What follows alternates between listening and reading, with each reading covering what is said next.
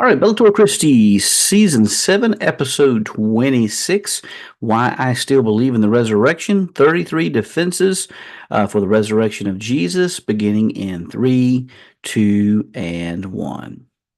Well, good evening, good morning, wherever you may be. Coming to you from the northwestern quadrant of North Carolina to the world via the World Wide Web. This is the Bellator Christi podcast, where we take Christian truth in the arena of ideas. Hello, friends. My name is Dr. Brian Chilton. I hope you're doing well wherever you may be.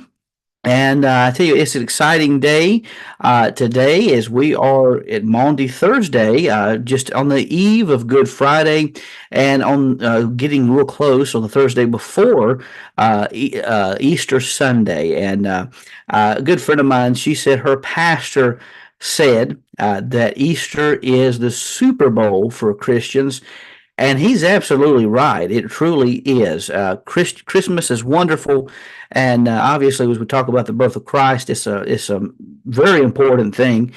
But Easter is the central truth of Christianity. When we talk about the death, burial, and resurrection of Jesus of Nazareth, we know Jesus Christ. So we hope you're doing well wherever you may be. It's an exciting day here Thursday night. We've got a lot of sports activities for those who are in NCAA basketball. I know a lot of teams are playing, getting ready to play a little later in the evening, and know also that today's opening day for Major League Baseball. So if you're unable to visit, if you're able to be with us on the live stream, we hope you do go back and check out the podcast, because this perhaps is one of the most important podcasts, the most important episodes that we've done all season.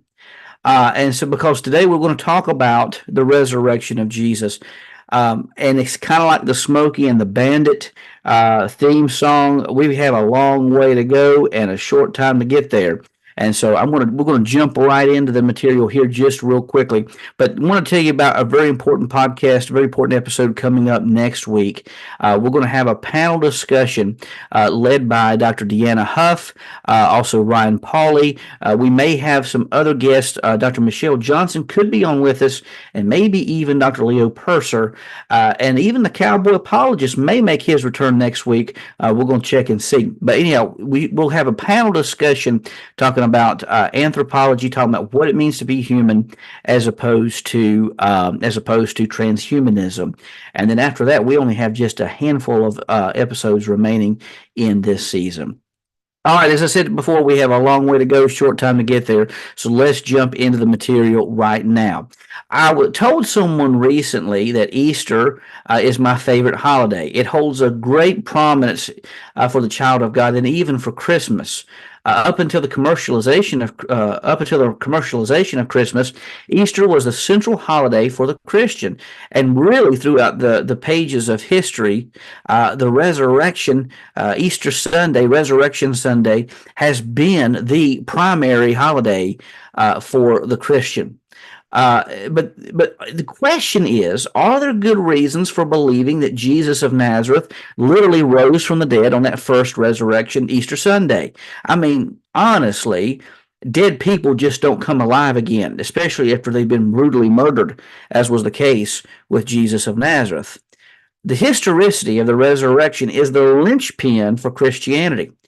And the historicity of the resurrection, because of that, the historicity of the resurrection and the reliability of the Gospels was a major sticking point for me in my time of doubt. If the resurrection was only wishful thinking, then believers have no genuine hope for their eternity, as Paul tells us in 1 Corinthians 15.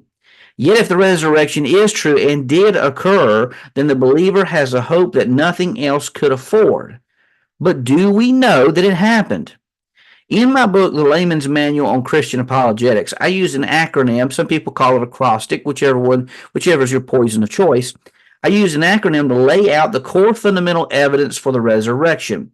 And I use the acronym RISEN, RISEN, I use that in the book. However, my doctoral studies revealed even deeper reasons to accept the resurrection of Christ as a real event of history. So we're going to use that acronym RISEN as a launch pad we'll consider 33, yes, 33 defenses for the resurrection of Jesus. And for those who are unfamiliar with the Layman's Manual on Christian Apologetics, the RISN acronym stands for the following: R, records of Jesus' resurrection; I, irritating details about the resurrection that show its truthfulness; S, the sightings of the risen of Jesus; E, early testimony about the risen Jesus; and N, standing for the disciples' newfound faith. Records, irritating details, sightings of the risen Jesus, early testimony, and newfound faith. That constitutes the RISN acronym that we're going to use as the core fundamental backdrop for this study tonight. So within these 5 letters, within this acronym, this acrostic, if you will, we're gonna provide you tonight, in a very hurried manner, 33 evidences for the resurrection, 33 defenses for the resurrection of Jesus. Now, let me just say this real quickly. We're going to use a shotgun approach. A shotgun's not like a rifle. A rifle, you have a bullet going straight line. Shotgun just splatters ammunition everywhere. It goes out. And that's kind of what we're using tonight. We're going to look at several different defenses. We're not going to have time to really streamline everything, or excuse me, not streamline. We are going to streamline everything. We're not going to have time to go back and dig deeply. We're just going to hit it and run. And obviously these 33 defenses all deserve, in my opinion, deeper study. So let's take a look at it. First of all, looking at the records of Jesus' crucifixion and resurrection. Jesus' resurrection maintains a high level of credibility when considering the early records that speak of the event. And for this section, we're going to talk about 5 groups of independent sources serve as the first 5 defenses for the resurrection. So defense number 1, if you're keeping notes, I do encourage you to write these down. So defense number 1, we have 5 independent testimonies of the resurrection in the Gospels. 5 independent testimonies. Now, one of them is not as explicit as the others. Now, you say, wait a minute, Brian. There are 4 Gospels. How do we have 5 independent testimonies? Because behind the Gospels, we have 5 sources behind them. And let me explain why. So the first source is material shared between similar material shared between Matthew's gospel and Luke's gospel. I believe this is early testimony of Matthew, in my own opinion, but this material is called Q. Q for the German Quell, which means source. This is held by many scholars to be the earliest source material behind the Gospels. And Q, if you look at Q, is primarily a list of sayings. However, in Q, we find teachings about the resurrection, predictions that Jesus gave that he would rise from the dead. And seeing that the other records report the resurrection, I think we have a link telling us that the resurrection would occur. I mean, why promote teachings about the resurrection if the resurrection didn't happen? That's just nonsensical. So the second is pre-Markan material that constitutes the second independent source. And this could very well date back to the 30s or 40s. This material constitutes the material that's found in the Gospel of Mark. Then third, we have source material that's independently and exclusively found in the Gospel of Matthew. That constitutes a third source. Then we have source material, eyewitness testimony in the Gospel of Luke that we find in no other gospel. That's a fourth independent testimony. And then, of course, there's the Gospel of John. 4 Gospels, but 5 independent validations that the resurrection had occurred. So you not only have just one independent source, you have 5 independent sources in the Gospels very early on sharing truths that Jesus had, in fact, risen from the dead. Now, no one, in my mind, of any credibility is going to dispute the fact that the 4 Gospels dated in the 1st century, and the source material would predate the material that you find in the Gospels. So you have early testimony of the resurrection of Jesus. but it's not. It doesn't end there. That's just the first defense. The second defense is independent testimonies found in the epistles.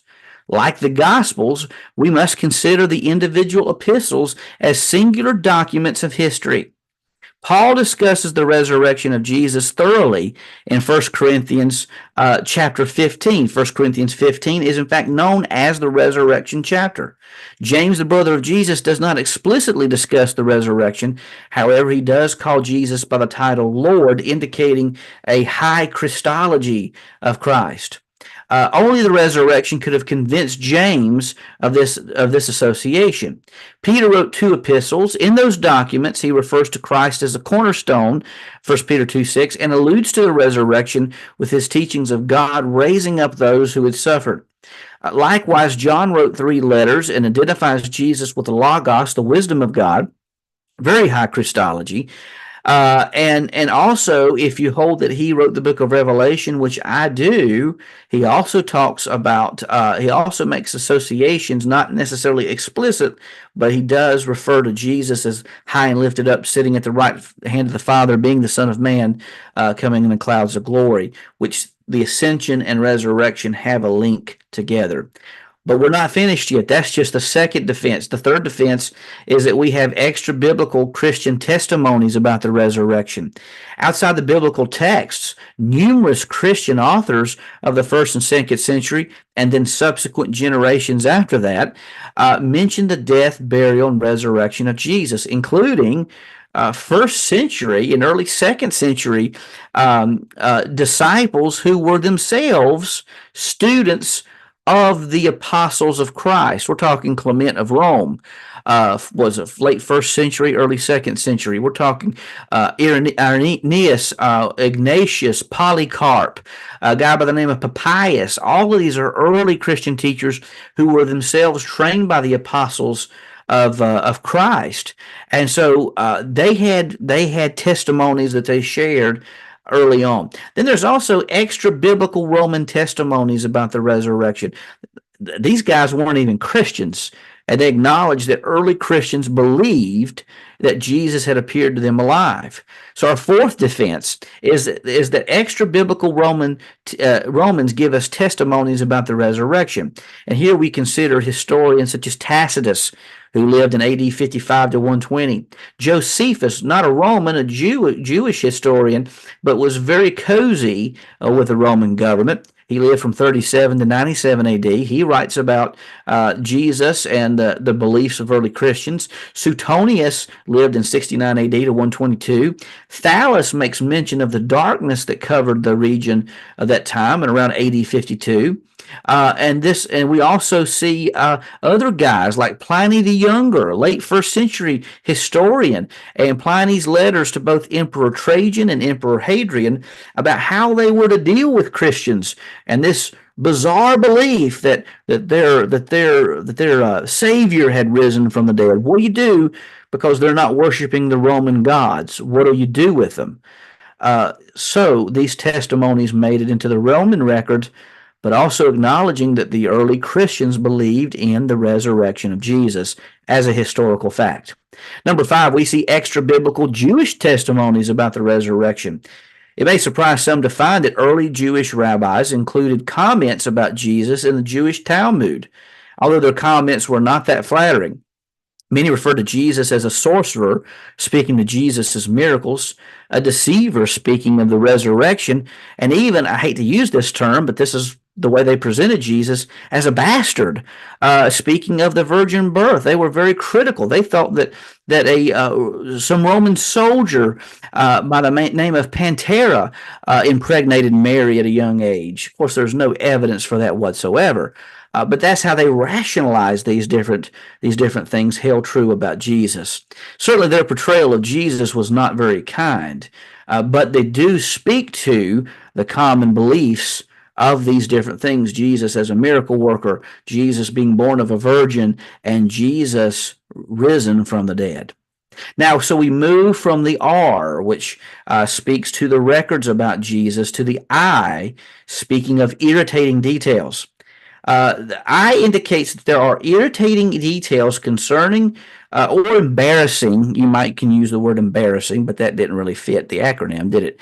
But but irritating details that's not only embarrassing for the early church, but they're frustrating for skeptics. They're very frustrating for skeptics as well. And so here we look at several different pieces of defense. Number 6, we see the testimony of women as the first eyewitnesses of the resurrection. And I cannot highlight enough how very important this defense truly is. Women, now we live in a day and time. We live in a day and time where women enjoy liberties and as they should. Okay, but the same did not hold true in the first century. A woman's testimony was not held in high regard. But yet, nearly every record of the resurrection begins with the testimony of women, even Mary Magdalene, who had somewhat of a history. We know that at one time she was possessed by, was it 7 demons, or she was possessed by numerous demons at one time. So you're going to have a demon-possessed woman in a company of women being the first eyewitnesses. You're not going to make that up if you're inventing a story. You're just not in the first century. Again, living in an egalitarian society as we do in the United States, many look over this truth as inconsequential. However, it's far from that. The testimony of women did not share the same strength as a man's, as we said. So the fact that the resurrection begins with a testimony of women is very telling, something that would not have been invented whatsoever. Then we move on to the 7th irritating detail, also serving as a defense for the resurrection, and that is that Joseph of Arimathea offered the burial for Jesus. Now, wait a minute. This is embarrassing for the church because the disciples ran and hid for the most part, except for John and the women. The disciples ran and hid, yet you have a guy who was a secret disciple of Jesus, but also a member of the very same Sanhedrin that condemned Jesus to death. You're going to have him giving Jesus a proper burial when the disciples couldn't. Also, Joseph of Arimathea, his tomb would have been known to everyone. I mean, if you're inventing a story, why not invent a story with someone whose tomb that no one knows about? If you're inventing a story, but this was a very public tomb, a very public figure. Now, according to the tradition of the day, families would leave a body wrapped in cloth for a year. After a year's time, the body decayed in the dry, arid climate of Israel, and the family would then took the cloth, poured the bones into a family burial box called an ossuary.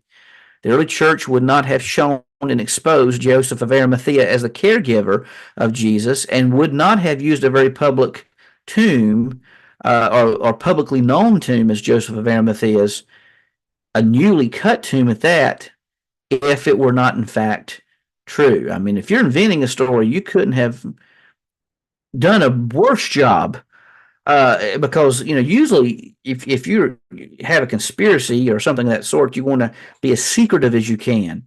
This was very public. Everything was very public with this. And then number 8, we have the defense of the testimony of the resurrection beginning in Jerusalem.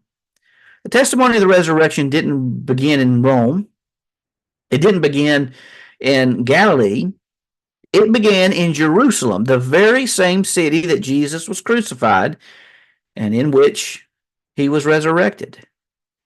Skeptics like to infer that a resurrection is a later invention of the church, yet this detail is very irritating for the skeptic because the evidence suggests that the story of the resurrection, the report of the resurrection, began in Jerusalem, Israel. I hold to the year 33 AD as being the year that Jesus was crucified.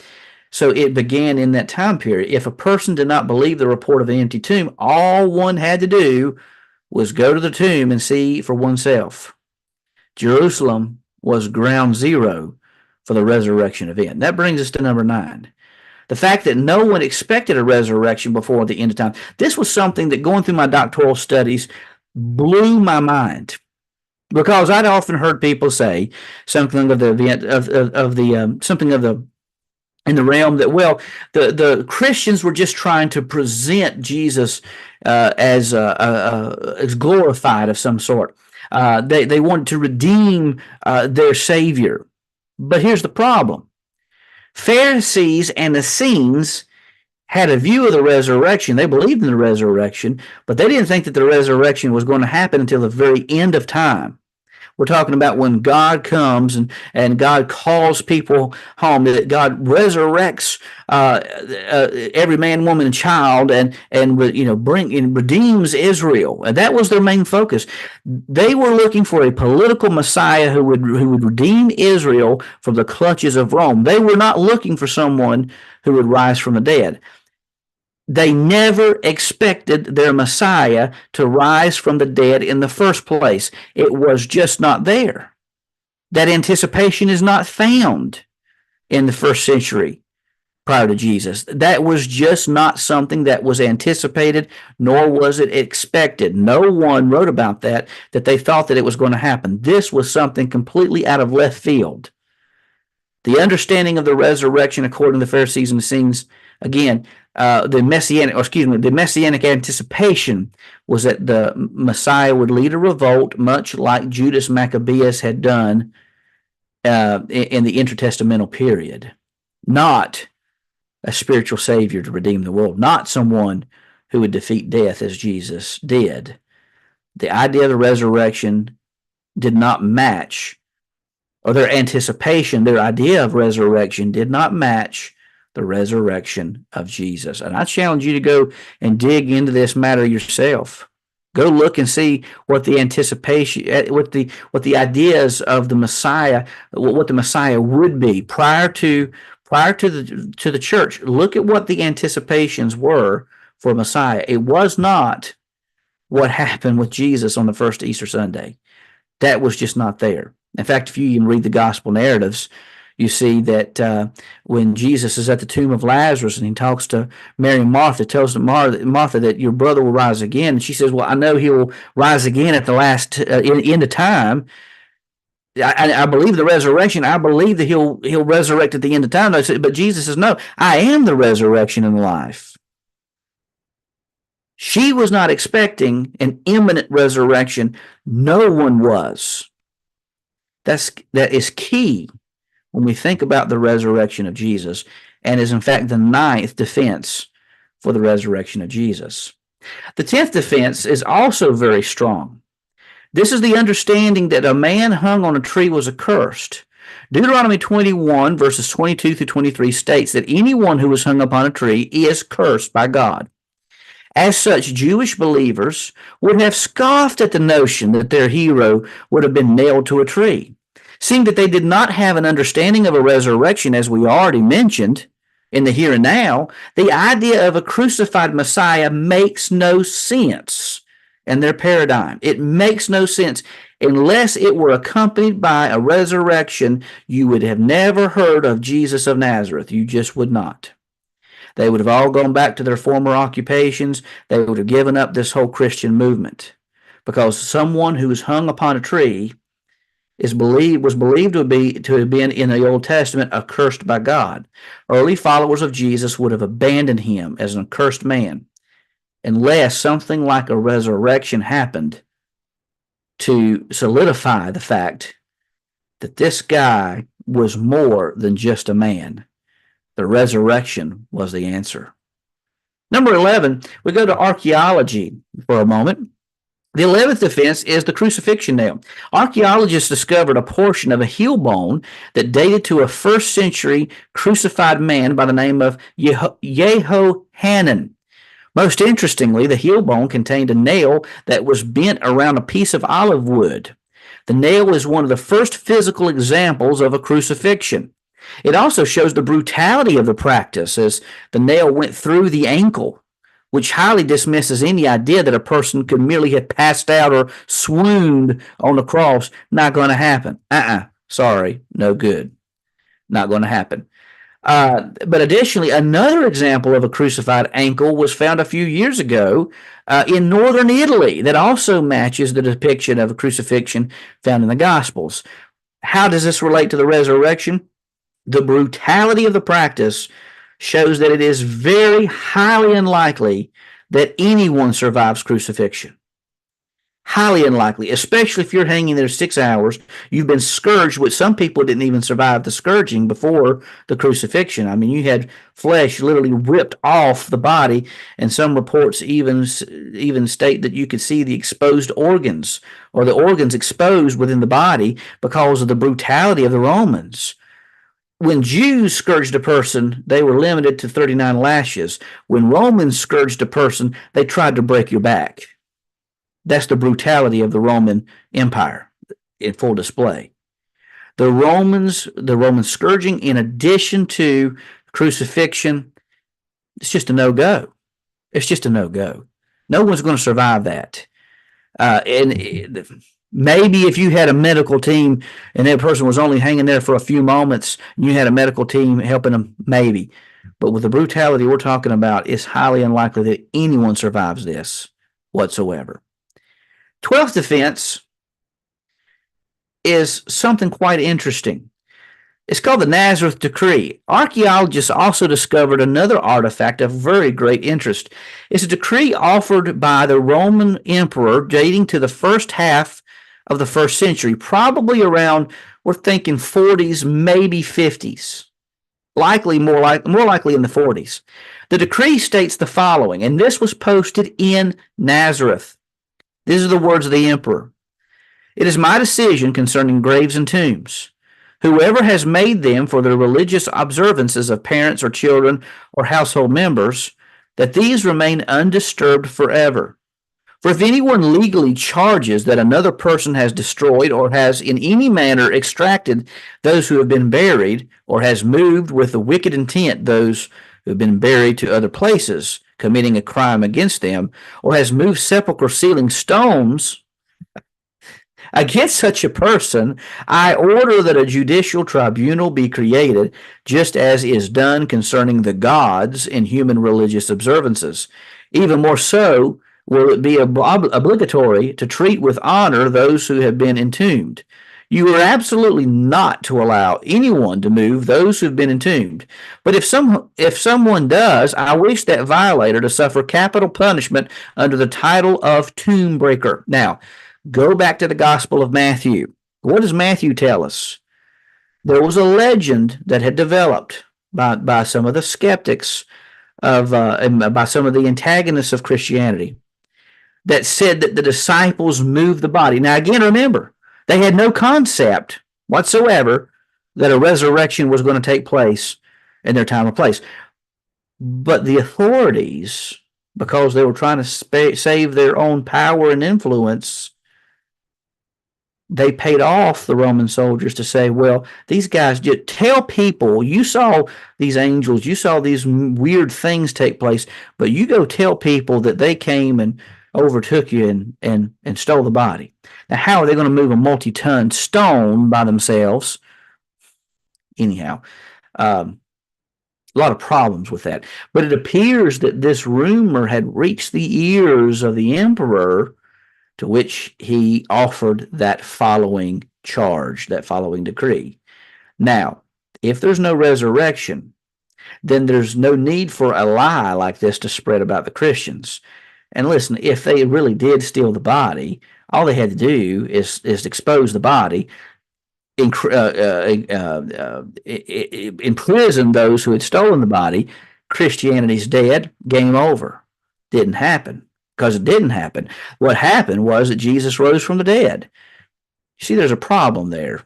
And the Nazareth Decree shows that something happened, something remarkable happened on that first Easter Sunday.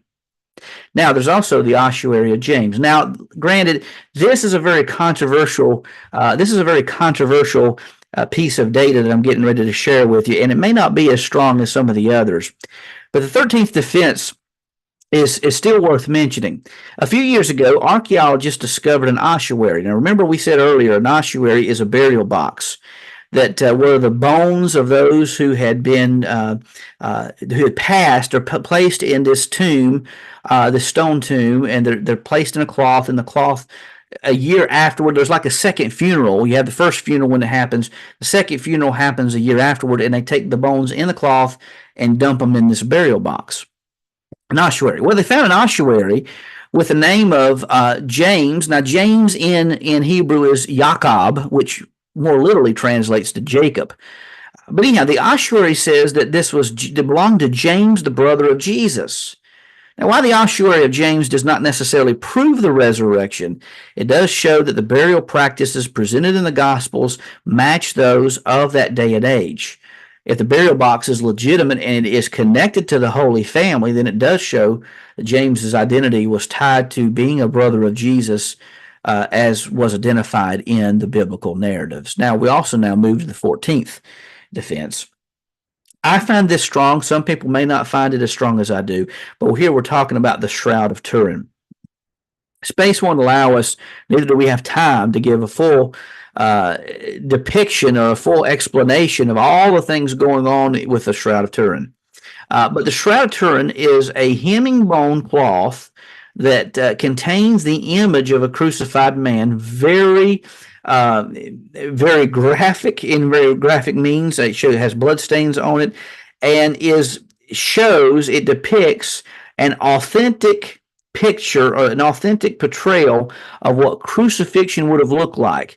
Now, in the medieval times, it was thought the nail it was placed here, when in reality it was placed here in the wrist. And it's been shown, medical examinations have shown, that the wrist can support the entire weight of the body. Okay. Well, this image, though, is only like the depth of a hair length. I mean, or the depth of a hair is really thin. Well, recently, now I'm hoping to write another article on this very soon. Recently, it was shown by a team of researchers that they were able to project a similar type of image on a cloth using X-ray images, using X-ray technology, using light. Now, here's what they showed. The image on the cloth, it does contain real human hemoglobin, real DNA, real blood. It also shows that to produce the image on the cloth, light radiation would have had to emanate from the body within the cloth, and then after that brilliant display of light, the body would have dematerialized and the cloth would have collapsed upon itself.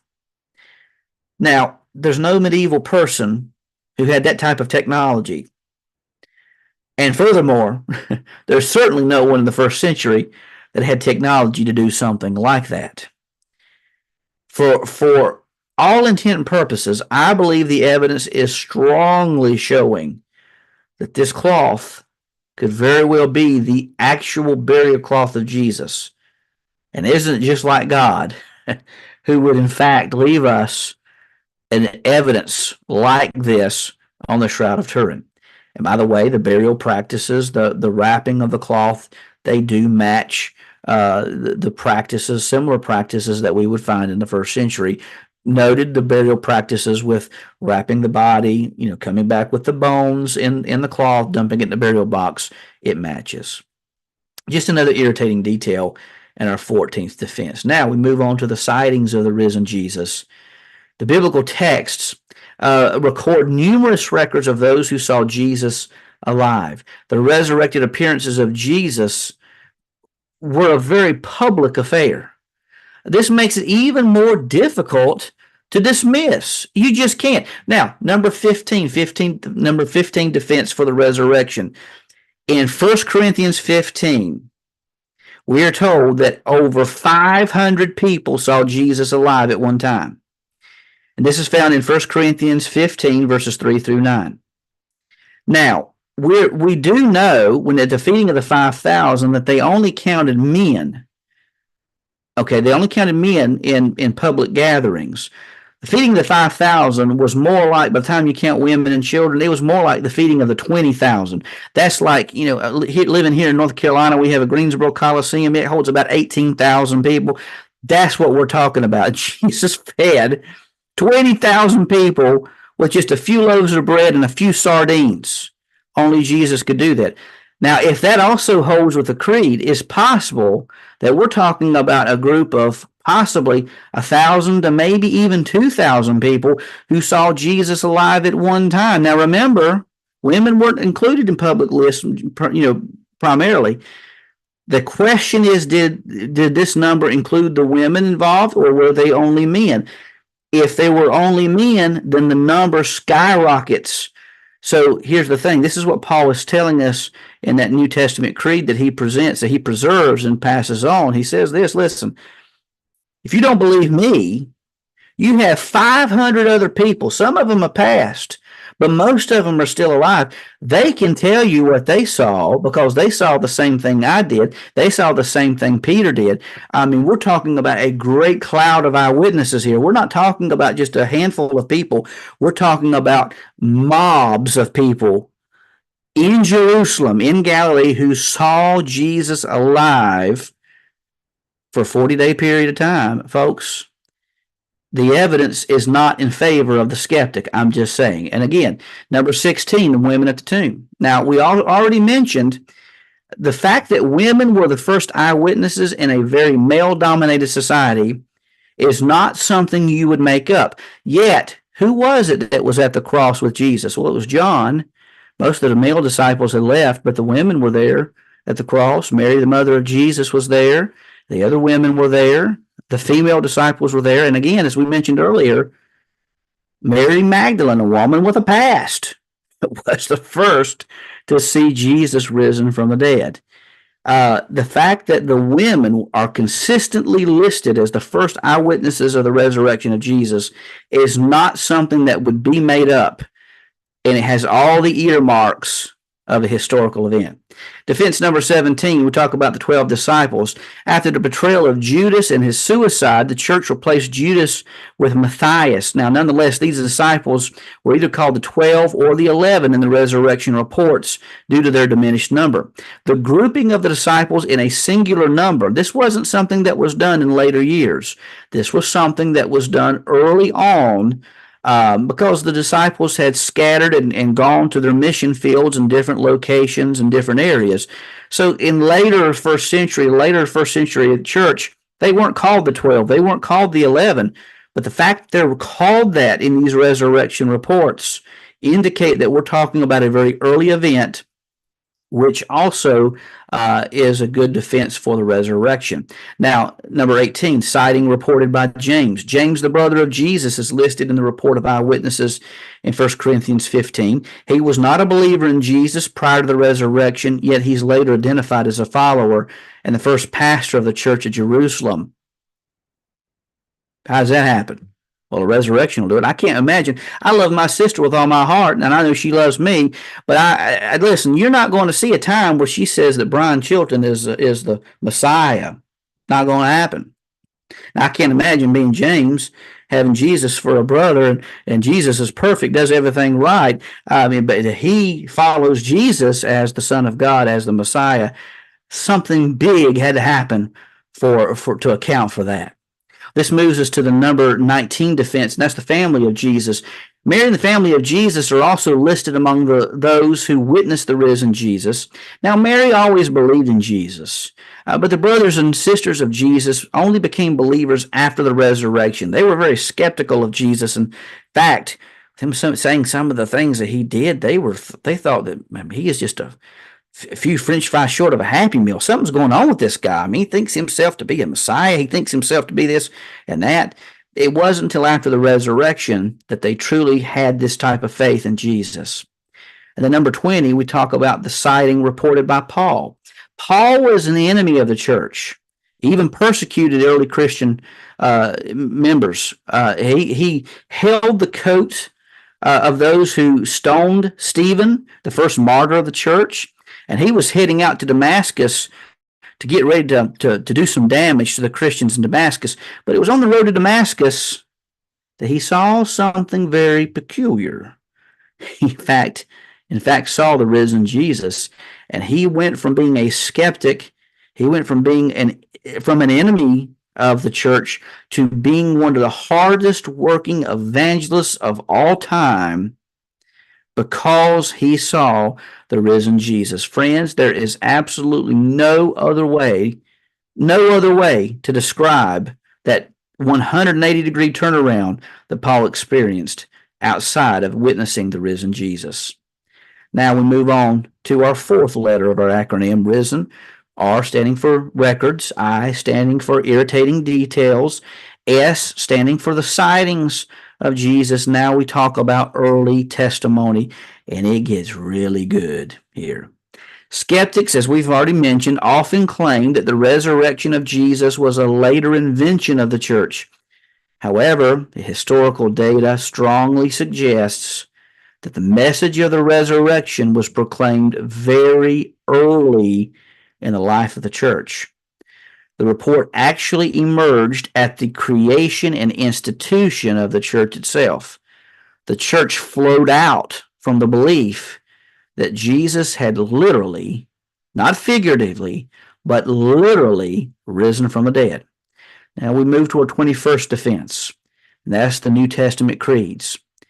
New Testament creeds are early confessions, statements of belief, professions, hymns, and other formulations that flowed out of the early church and were recorded throughout the New Testament epistles.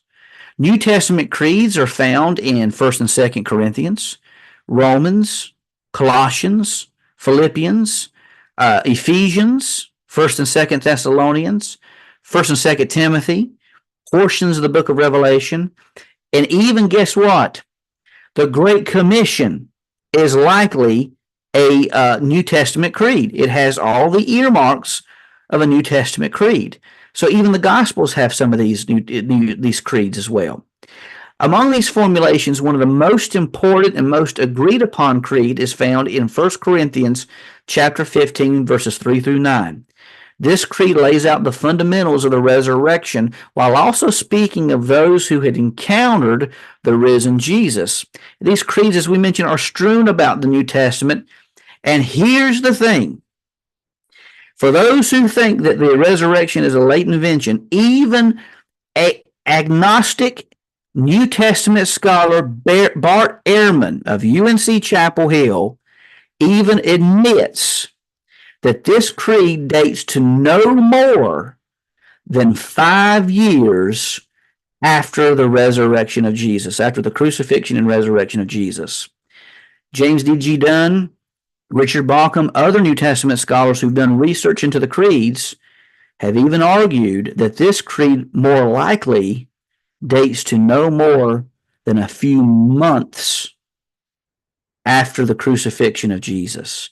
We are talking about ground zero. This is kind of like the Apostles' Creed for those who say the Apostles' Creed. Once you say it, after you say it a few times, it has that rhythmic pattern. It's like the chorus of a song, like Journey's Don't Stop Believing. You already know the chorus without even having to stop to think about it. Don't stop believing. Hold on to that feeling.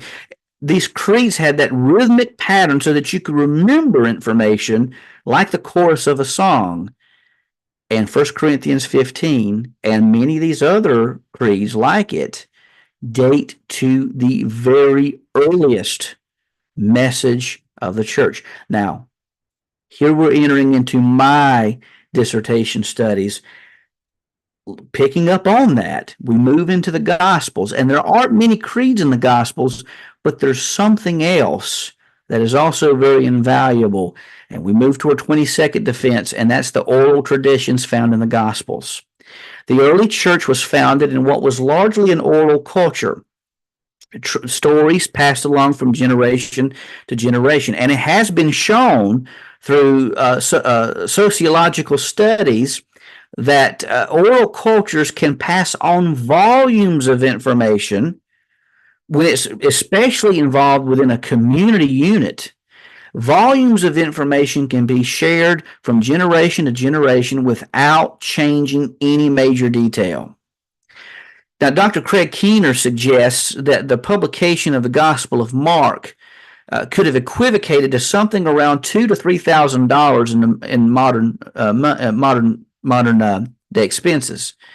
So Jewish men had a higher literacy rate than those in the Greco-Roman culture, but still, to publish a work, it was quite expensive.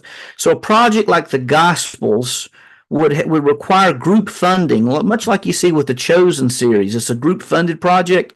These big books, they were group funded projects. Nonetheless, most material was passed along orally. Now, the Talmud is an example of that process, but even still, oral traditions like the New Testament creeds have certain traits that can be detected.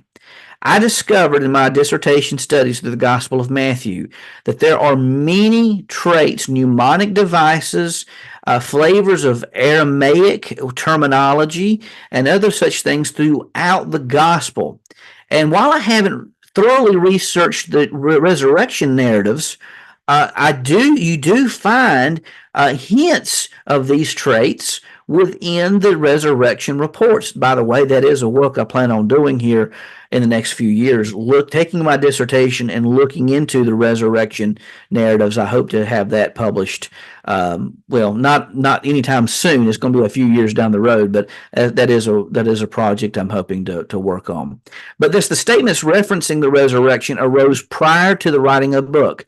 The Matthean Great Commission, found in the Gospel of Matthew 28, last few verses, that is held to be a New Testament creed. There are other traits of oral traditions within the Easter narratives, and so anyhow, we'll leave it right there.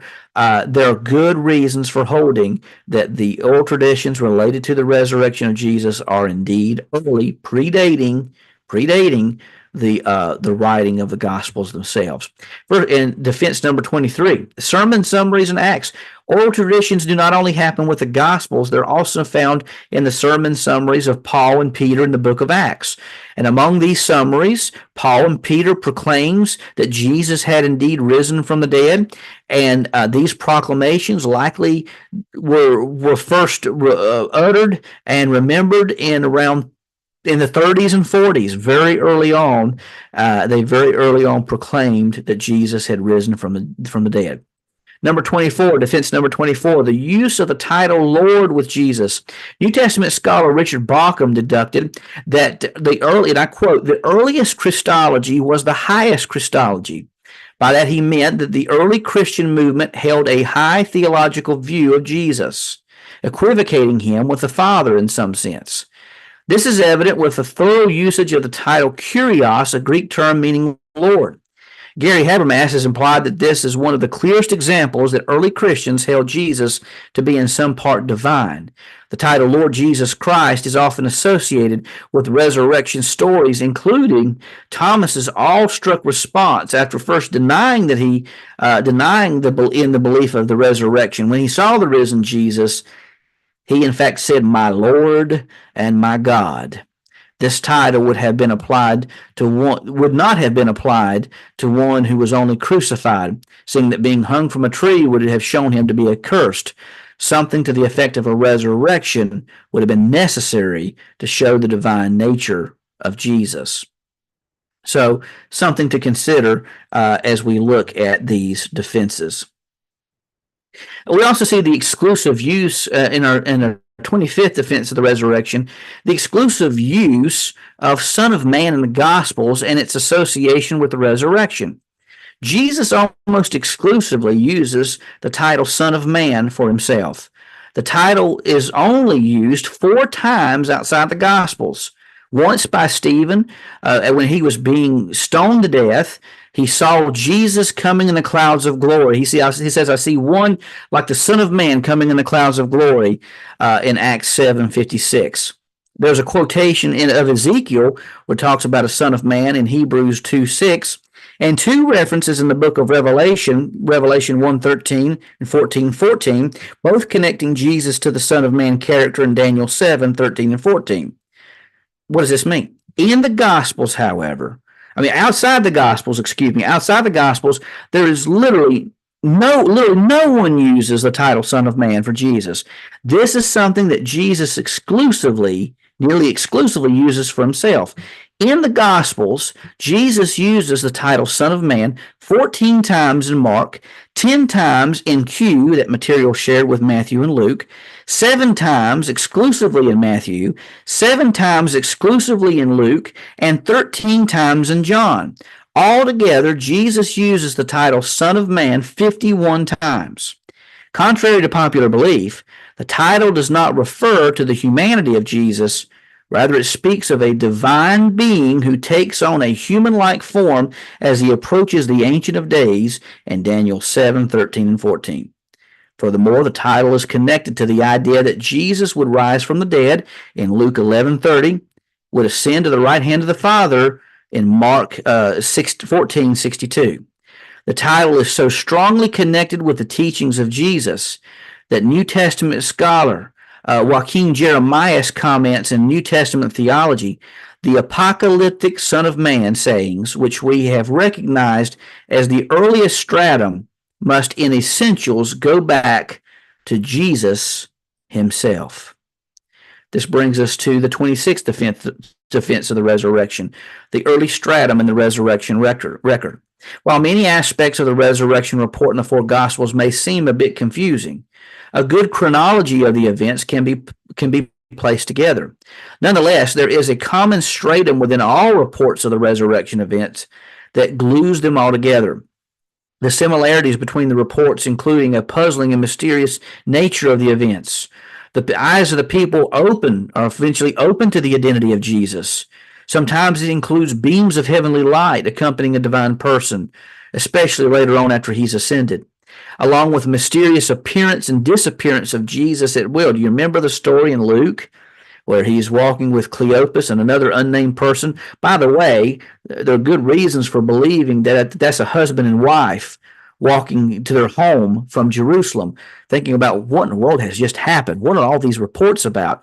And Jesus comes and speaks with them. He goes into their home. He breaks bread. They realize this was Jesus all along. Then he dematerializes. They go, where did he go? And so they run back to Jerusalem after running this whole time. But it's evening. They don't care. Run back to Jerusalem. They're gathered together with the disciples. There are all these reports of Jesus appearing to these different people. Then all of a sudden, in the middle of that congregation of people, the risen Jesus appears. Jesus is fully physical. He's fully spiritual. But there are some wow new properties to this resurrection body. It's almost, I remember one of my pastors years ago, Pastor Clayton Brown said, and he told me this, and I believe he's right. He said that he believes with the resurrection body, you can think about being somewhere and automatically be there. I think that's probably true. Well, regardless, you have this common stratum, and with all of these reports of Jesus. And while they seem different and scattered about, there's a commonality, a common link with all of them. And Jeremiah even calls this stratum a chiaroscuro, a contrast between light and dark. Very literal event, but with some amazing new properties with this resurrected body. Additionally, these reports include Aramaisms, such as Mary Magdalene using the Aramaic term for rabbi, being Rabboni, and verses in John 20:16, and even the inclusion of Jesus' historical name, Jesus of Nazareth, in Mark 16:6. Now, moving right along. It's going to be a little longer podcast, so bear with me. We're about there. 33 defenses, and we're up to 27. 27th defense stems from an early belief that the tomb was empty. In his magnum opus, the first volume of his magnum opus, Gary Habermas notes that around 75% of scholars maintain the historicity of the empty tomb, still clearly accepted by a vast majority of critical scholars. Even still, a good deal of evidence suggests that the church proclaimed an empty tomb very early in its history. The empty tomb appears in 3 of the 4 Gospels, 4 of the 5. 3 of the 4 Gospels.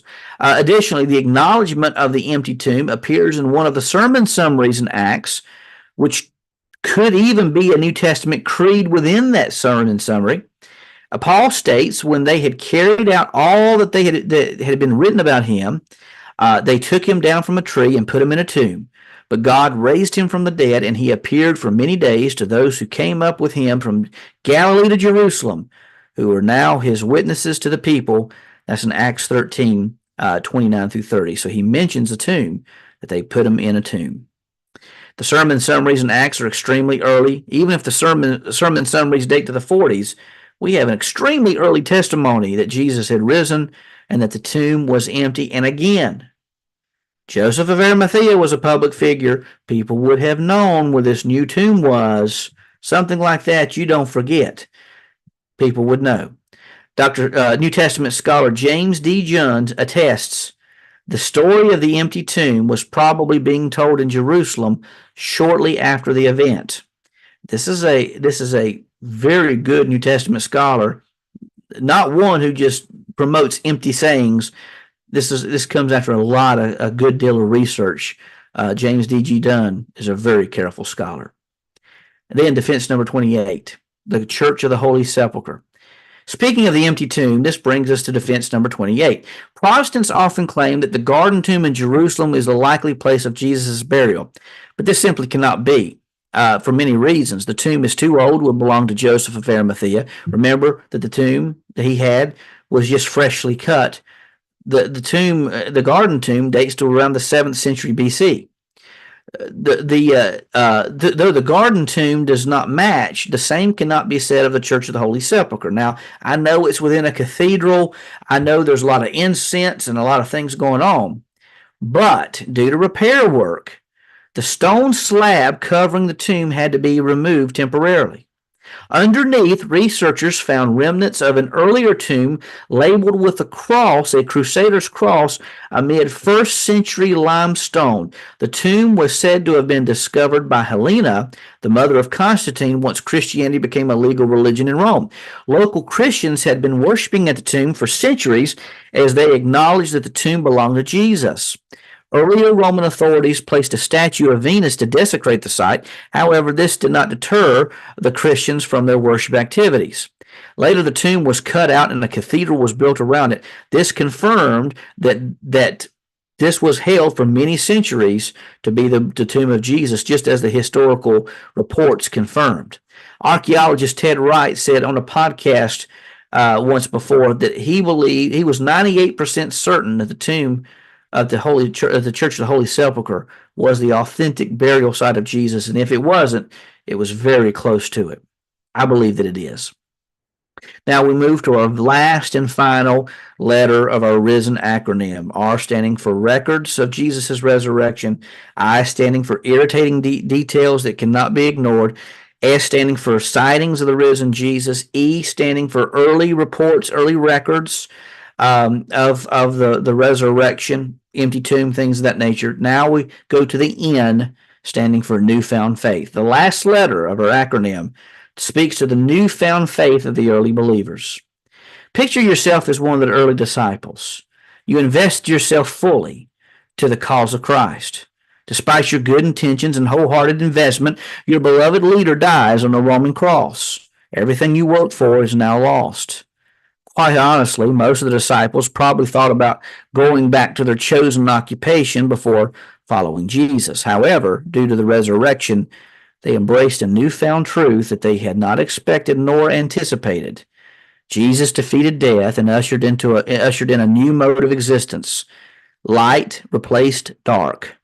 Life overcame death, and the goodness of God triumphed over the powers of evil.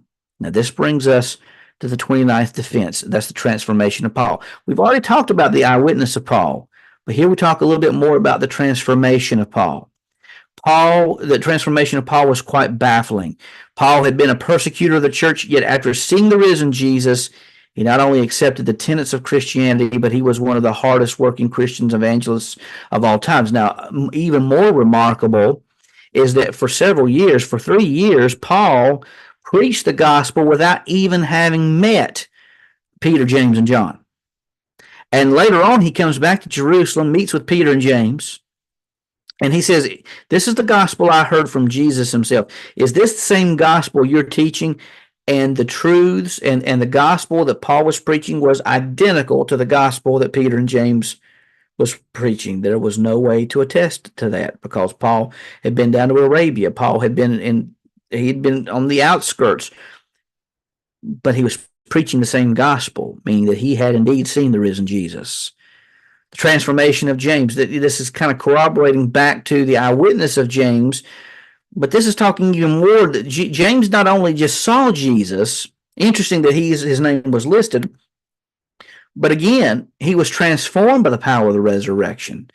Jesus' siblings, as we mentioned in John 7:5, didn't believe in Jesus, but now James becomes a strong believer in Jesus, even to the point that he became the first pastor of the Church of Jerusalem.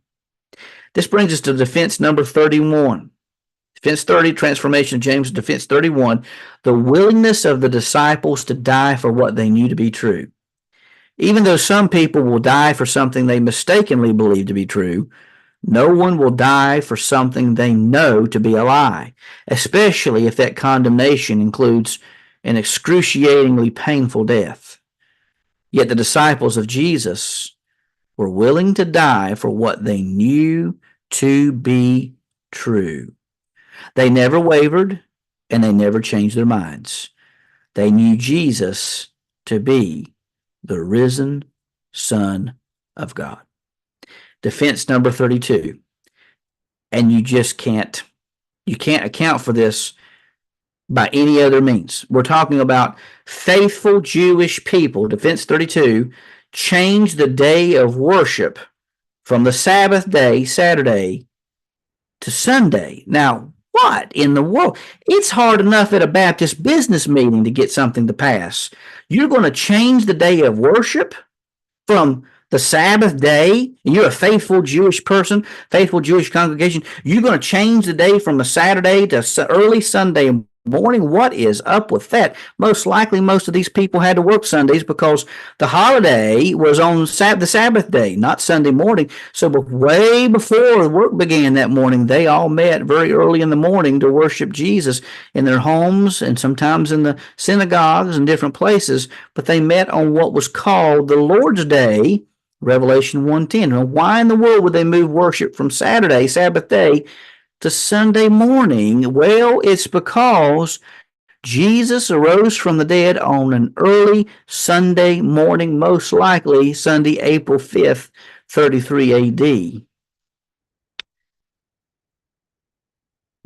Changes like that don't happen unless something extraordinary happens. And that extraordinary thing was, in fact, the resurrection of Jesus. In fact, Easter Sunday became so important to the early church that many churches would save the baptisms. Everybody who came to know the Lord, they would save the baptisms to be conducted on early Easter Sunday morning.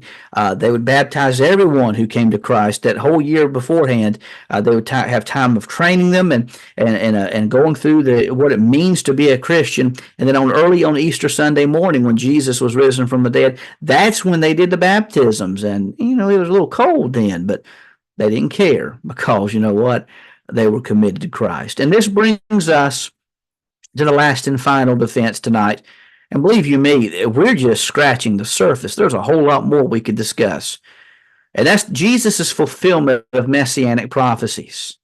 Last but certainly not least, the early Christians professed that Jesus had fulfilled numerous messianic prophecies predicted about the Messiah. Now, some of these, quite honestly, they didn't even realize were prophecies until after knowing Jesus and learn after the resurrection, quite frankly, because they had this idea of a political savior, not this spiritual savior of the world.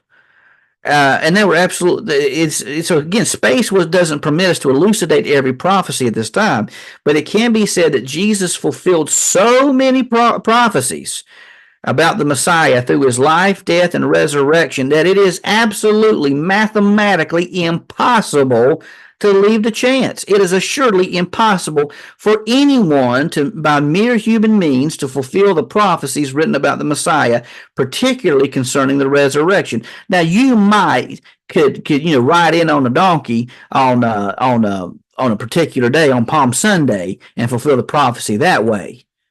but you can't necessarily choose how you're going to die at the hands of somebody else. And you certainly, by mere human means, cannot raise yourself back from the dead. Ain't going to happen. I'm sorry, ain't going to happen. I know that's not polished scholarly speak, but I'm just going to use this old North Carolina slang to say ain't going to happen. Just not going to happen. So, admittedly, there are many more things that we could talk about. As I said at the outset of the podcast, we're taking a shotgun approach to this, not just a singular rifle shot. We're just spraying out all this ammunition, all these defenses. So, some of them, connect with other points. Some of them are stronger than others. But I'm just simply trying to say to you, friends, we have a lot of solid reasons, numerous reasons to believe in the resurrection of Jesus. And folks, we're just scratching the surface. I was going to honestly start with 5, the RISN acronym, and then it grew to 10, and then it grew to 20, and then I just had to stop at 33. And as I was even writing out the notes, I thought, I could say this or I could say that, and I just said, I got to stop. And I can already see this has gone way longer than I ever anticipated. We didn't even talk about the inability of alternate theories to explain the details of the resurrection. There are many more things that we could talk about with oral traditions and their trustworthiness. We didn't even get into the whole aspect of enemy attestation, what the enemies of Jesus even said about him. We didn't even talk about that. We didn't even talk about the chronology of the Easter events and how you can align them together. Some people say they don't mesh too well. They haven't looked at the data. You can mesh them very well together. Other factors concerning Jesus' post-Easter appearances, suffice to say, we have every reason to believe that Jesus is the risen Son of God. But with all that said, question is, what are you going to do with it? We know Jesus is risen, but what are you going to do with that information? It's one thing to accept that Jesus rose from the dead as a historical event, but it's quite another to accept him as the Lord of your life. Even the demons of hell know that Jesus defeated death. They know that he's risen from the dead, but they haven't accepted him as their Lord. What about you? You've heard the details. Oh, by the way, we could even talk about the trilemma. Jesus is either the Lord of creation, a liar, or a lunatic. C.S. Lewis taught us. Didn't even go into that. That's another thing we could talk about with the resurrection. Didn't have time to get into that. But the question is, going back to the point, what are you going to do with this information? Are you just going to hold it as an interesting event, mysterious event of history? Or are you going to taste and see the Lord is good? You see, this information can only reach you to a certain point. Apologetics is very important. That's why I've devoted my life to it. But it clears the brush. It clears off the brush of our skepticism, and it can bring you to the doors of heaven. But only faith and profession and confession of your sins, and a profession of faith can enter you inside the doors of heaven. This Easter, we have every reason to believe that Jesus has defeated death, hell, and the grave. But what you do with that information, quite frankly, will determine your eternal destination. And my prayer is that it will lead you not only to the gates of heaven, but will lead you through the gates of heaven. This has been Dr. Brian Shelton for the Bellator Christi podcast, saying good night, happy Easter. We love you all. God bless.